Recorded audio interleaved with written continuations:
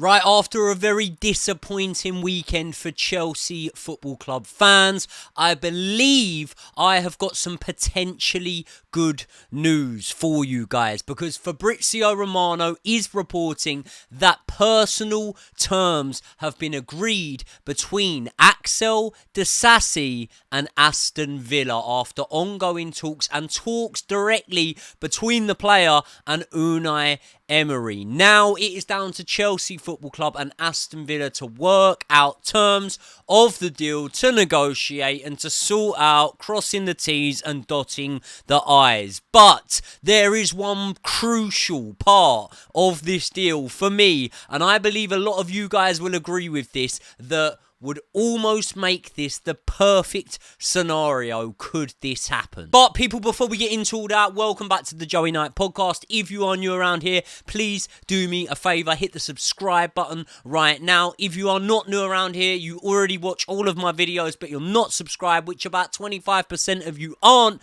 please hit the subscribe button. And if you like what I am about to suggest, once I've suggested it, smash the like button, or if you're feeling generous, just smash it right now. Let's get into it. Right, I'm just going to get to the point, put my cards straight on the table with this one. Axel Disasi to Aston Villa. I do not want it to be a loan with an obligation or an option or anything like that. I want it to be a permanent deal, and you know what? I don't even want any money for the Frenchman that we spent 45 million on just to replace Trevor Chalobah, just to work out that Trevor Chalobah has always and will always be a better player. No offence to Axel Disasi, I have got somewhat of a soft spot for him, but why don't I want any money for Axel Disasi? Because for me, and I hope that you lot agree with this, please don't shoot me down here, this deal needs to include Duran. It needs to include Jhon.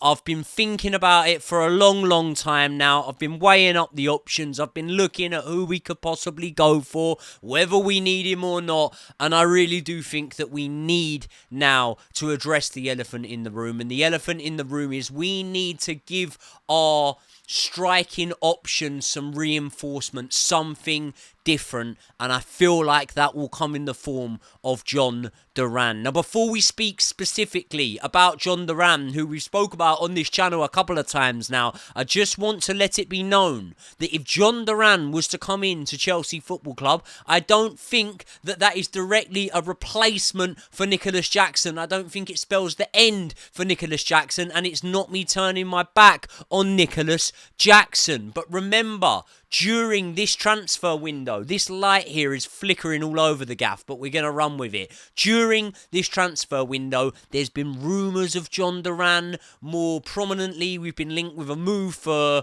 Liam Delap, which is irrelevant because it's a move that we're looking at for the summer, and I think we need to be proactive and do something for the here and now. And the other player we've heard about is Matthias Tel. Now, Matthias Tel is apparently unhappy at Bayern Munich. He's not getting game time, and when you look at their front line, you can see why this 19-year-old isn't getting the opportunities that he wants at this moment in time. He's not going to get in the number 9 ahead of Harry Kane. That's why some of his starts are coming out on the left wing. In fact, most of his starts or appearances, substitute appearances, are coming on the left wing. And although I agree that he offers us something different, something that fits a different dynamic to possibly what Nicholas Jackson offers us, you can look back at the signing of Nicholas Jackson, and it was a young player who most of his career had played as a left winger and then had deputised as a number 9 and done so well there as a number 9, had had a hot streak which forced Chelsea to buy him. Maybe forced is the wrong word, but which pushed us towards buying him. That is very similar to Matthias Tel, by the way, or Matthias Tel, however you say it. Whereas Jhon is an out-and-out number 9. Right?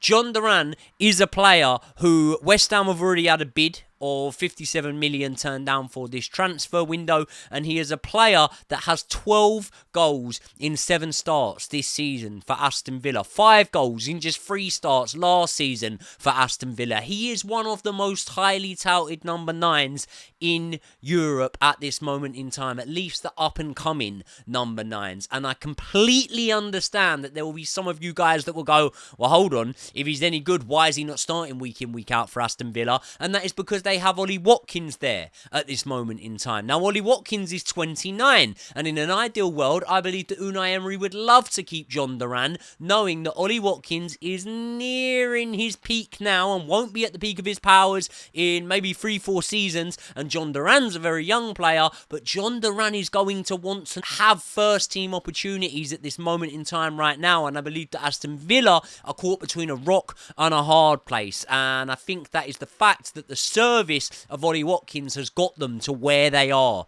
right now. He played a crucial part in them being able to, have the resurgence under Unai Emery and eventually break those Champions League spots, and I think that they feel they owe him a lot, and not only that, he is still performing. So with this Axel Disasi move, I would honestly say that, look, if they're turning down 57 million, for example, from West Ham, what would they have paid us for Axel Disasi, really? Nowhere near the 45 million that we paid. Would they have paid us 25 million for Axel Disasi's services? 24, 25 years old Axel Disasi. I believe they might have paid us 20 million. So, why don't we just do it, man? Why don't we just say, look, you can have Axel Disasi, and we'll give you 50 million for Jhon Duran. And by the way, apparently we're looking at Garnacho for 50, 60 million. Tell me now in the comment section below, would you rather us sell Axel Disasi or loan Axel Disasi to Aston Villa and bring in Garnacho for 50, 60 million? Or would you rather us give Axel Disasi to Aston Villa and use it as part of a deal to bring in Jhon Duran and not have to absolutely break the bank and spend a ridiculous amount of money on Jhon Duran, who I do honestly believe could offer us a completely different dynamic across that front line, which of recent does seem to have gone a little bit stale. It really does. And do you know what? I've noticed a trend in recent weeks where so many balls have been getting whipped into the box and there's just not someone in there who's a clinical finisher. And in the bite size of what we have seen from Jhon Duran, both in the Premier League and actually in the Champions League so far, we have seen that given the opportunity, he is a clinical finisher. So I'm not saying it wouldn't be a gamble, but Liam Delap would be a gamble. Šeško, to some extent, would be a gamble, playing brilliant in the Bundesliga and scoring goals, but so is Nkunku. Every transfer we can talk about would be a gamble. Matthias Tel would definitely be a gamble. Jhon Duran is the one that I would think would be less of a gamble over all of those names that I have just named. And as I say, Nicholas Jackson, when you look at his traits, right, his outstanding attributes for me aren't particularly, his finishing ability. I don't think it's bad. I think it's improved since last season, but his instinctive number 9 finishing ability is not an attribute that I say straight away, there you go, Nicholas Jackson. Nicholas Jackson, I say ball retention, working his way out of tight spaces, taking the ball on the turn, linking up well with players across that front line. And when you look at the fact that he didn't come through as a number 9, he played left wing so often, Nicholas Jackson can play in the same team as a Jhon Duran, for example. Nicholas Jackson can share minutes with a Jhon Duran. But I do honestly believe that if we were to bring in a Jhon Duran, we would at least get, what's the word I want to use? We'd get closure. We'd get some sort of closure as to, okay, we've gone there and we've bought not a guy we're trying to mould as a number 9, not a guy we're trying to experiment and see if he can become a number 9. We've bought a number 9 that believes he's ready for the here and now. Many Aston Villa fans, by the way, believe he's ready for the here and now and would have him starting over Ollie Watkins. If we were to bring him in, I think that could be something that could salvage this season. And I know that sounds dramatic, but I do honestly believe that this season does need a bit of salvaging. Look at the run that we've been on recently. What is it? 1 win in 8 Premier League games, something like that. It's not good enough. And I'm not being reactionary off of the back of that Man City defeat. I understand that Man City, whether or not they're having a bad season, that defeat can happen either way. But I do think that our lack of being clinical in front of goal has cost us matches recently a lot. And are we going to be more like the Chelsea of old and react to the situation we're in? Or are we going to continue to be like the Chelsea of new and not react? Because the Chelsea of new, right, we were told that the ownership had a vision when Enzo Maresca was brought in, and that was for the players to gel this season, for us to get Champions League football next season, and then to compete for the title the season after. And that would mean that we're sort of on schedule. We're one win off of being in those Champions League spots, you know? But at the same time as saying that, you've got to move the goalposts at some point during the season and say, hold on, something needs to be changed here. Because at the moment, we can't just go, oh, well, we'll just rely on things to click. No, you need to be proactive. And whether that's in the transfer market or whether it's even in games, you know, Mark Hugh has not been getting anywhere near enough minutes. When I looked at Manchester City and I saw Nkunku coming off the bench, Mark Hugh should have been coming off the bench. Because whether or not he's proven a shred of what Nkunku has in top-level European football, what Mark Hugh will do is he will run his absolute bollocks off, chasing down every single ball across that back line that Man City are playing, put their defenders under pressure, and therefore create the opportunity for our attackers to be able to seize upon mistakes, as we were in that first couple of minutes. A Jhon Duran may do the same. So hearing now that Aston Villa are in for Axel Disasi, they've agreed terms more or less with Axel Disasi, I really think that going down the route of trying to recuperate some money for this player that obviously, you know, it does seem if his Chelsea career was to end today, we have obviously failed with the amount of money we spent on him. You know, I think that recuperating some money is not the way to go. Using him as part of a deal to get Jhon Duran to Stamford Bridge is the way to go. And you know what? At 21 years old or whatever Jhon Duran is, you know, there's going to be sell-on value there as well. He's a player that I think could come in and offer us another dimension. And I'd be really excited for us to get that deal done. And there's a lot more, you know, in this transfer window that I do think we need to be really, really reactive in doing now, especially considering our run of form that we've been on recently. Andre Santos is playing absolutely phenomenal at the moment in Ligue 1. He's scoring screamers like he did on the weekend. He is so good there. I would recall him back off that loan this second right now. But before we get into all that, this video is brought to you by Manscaped. And they are kicking off the year in fashion with the Beard and Balls bundle. So if that interests you, then hit the link in the description and join over 11 million men worldwide who trust Manscaped. And also you can use the code JOEYNIGHT for 20% off and free shipping. Now I've got a question for you.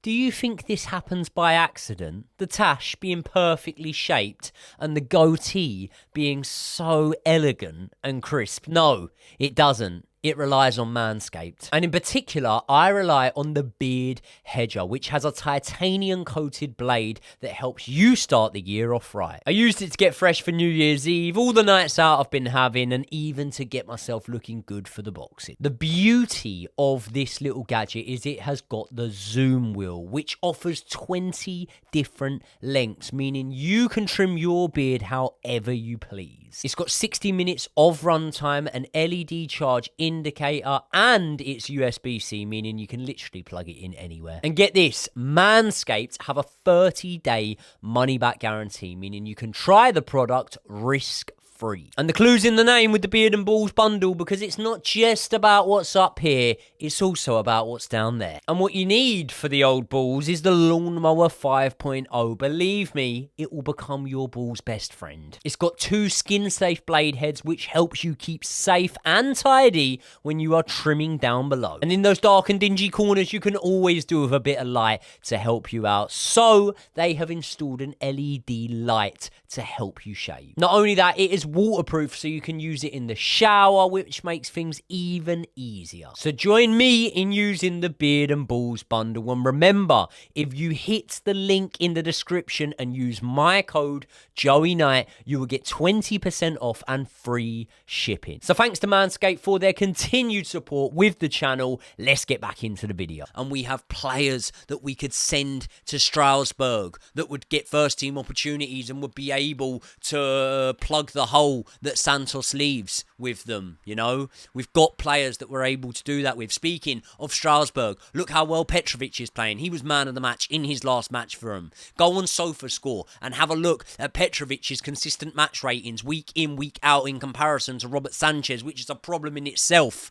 We could recall him from Strasbourg. There are options within our hands that we are able to actually do, you know? When these players signed, they didn't sign for Strasbourg. Petrovic didn't sign for Strasbourg. Andre Santos didn't sign for Strasbourg. So as much as we can go, the ownership, you know, they're involved with both clubs and they don't want to weaken Strasbourg. No.